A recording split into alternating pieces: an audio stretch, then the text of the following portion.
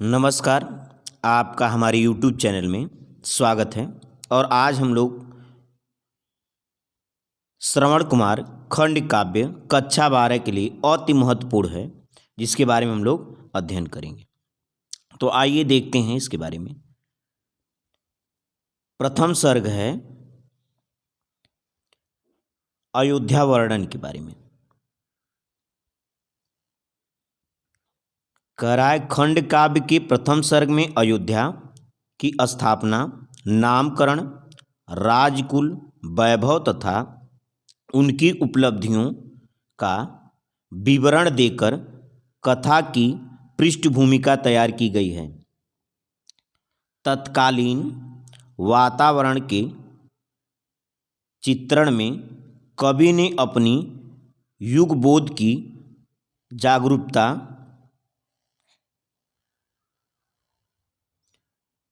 को भी स्थान स्थान पर परिलक्षित कराने का प्रयास किया है। स्वरवेदी कुमार दशरथ पावसी सौंदर्य और सरलतापूर्ण वातावरण में राशि वृत्ति के अनुसार सरयू वन में मृगया के लिए योजना बनाते हैं। अब हम लोग दूसरे सर्ग के बारे में अध्ययन करेंगे। श्रवण कुमार खंड काव्य का दूसरा सर्ग कह रहा है कि खंड काव्य के दूसरे सर्ग में सरयू नदी से थोड़ी दूर स्थित उस आश्रम का मनोहारी चित्रण प्रस्तुत किया गया है जहाँ श्रवण कुमार और उनके अंधे माता पिता ऋषि दंपति के रूप में शांति और सुखमय जीवन बिता रहे हैं।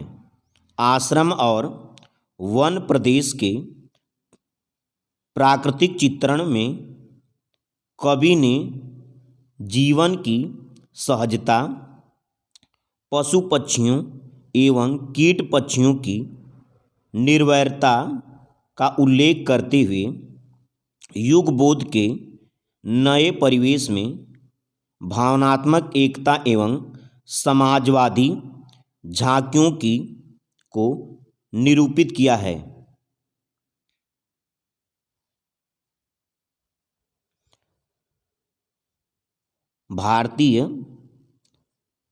भारतीय गृहस्थ के आध्यात्मक परक जीवन के आदर्शों का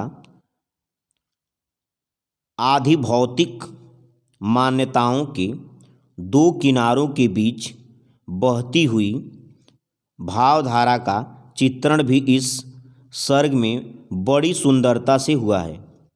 युवक श्रवण कुमार इसी पवित्र वातावरण में अपने चित्रण का विकास करता है। वह नित्य अपने अंधे माता पिता को श्रद्धापूर्वक स्नान कराता है, पूजा सामग्री जुटाता है, नित्य माता पिता की सेवा में लीन रहता है। दोनों को कांवर में बिठाकर देवालयों और तीर्थ स्थानों पर ले जाता है।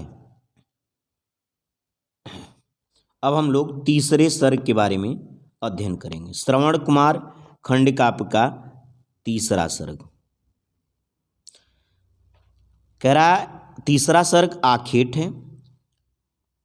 एक दिन गोधूली बेला में महाराज दशरथ भोजन करने के बाद विश्राम कर रहे थे कि उनके मन में आखेट की इच्छा जागृत हुई।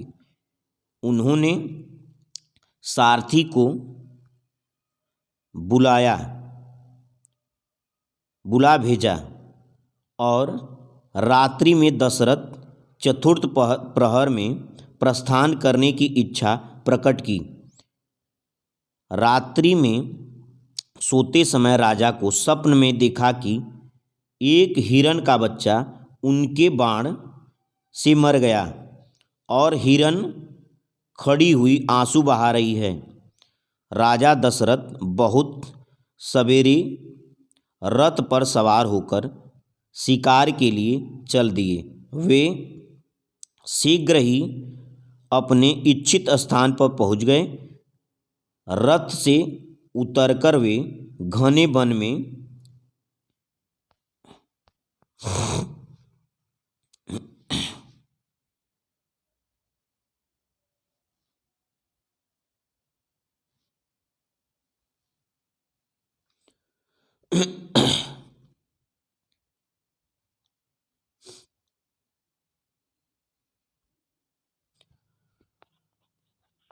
अब हम लोग चतुर्थ सर्ग के बारे में अध्ययन करेंगे। कह रहा है इधर श्रवण कुमार के माता पिता को प्यास लगी।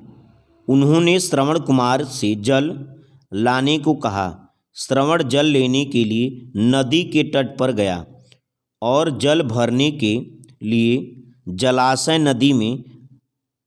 नदी के जल में डुबोया। घड़े के शब्द को राजा दशरथ ने किसी वन्य पशु की आवाज़ समझा। उन्होंने तुरंत शब्दवेदी बाण चला दिया। बाण श्रवण कुमार को लगा। श्रवण कुमार चित्कार करता हुआ धरती पर गिर पड़ा।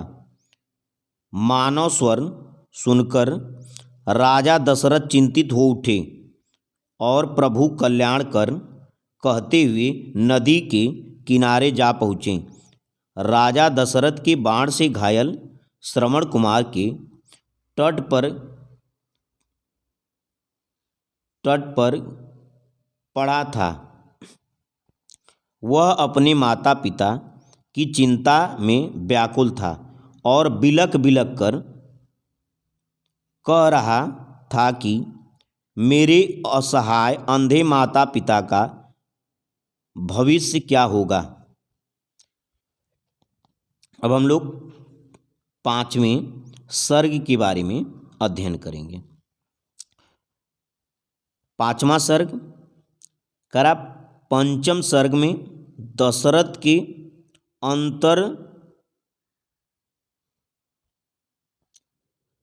अंतर्द्वंद्वों का चित्रण हुआ है। आश्रम को जाते समय रास्ते में आत्मचिंतन द्वारा दशरथ पश्चाताप कर रहे हैं। दशरथ अपने अपराध की गंभीरता और अक्षमता पर विचार करते हैं और उन्होंने कहा है मरे मुनि क्षमावे होंगे निष्पृह करुणा सिंधु अगाध। पर मेरे मन न्यायालय में क्षम्य नहीं है यह अपराध। किस प्रकार किन शब्दों में मैं दुखद वृत्त सुनाऊंगा। हो ऋषि कोप अनल से बच कर भी कैसे सुख पाऊंगा। इन्हीं विकल्पों संकल्पों के साथ कुमार दशरथ आश्रम में पहुंच जाते हैं।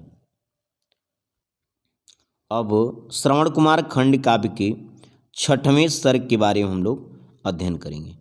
6वां सर्ग क्या है आइए देखते हैं।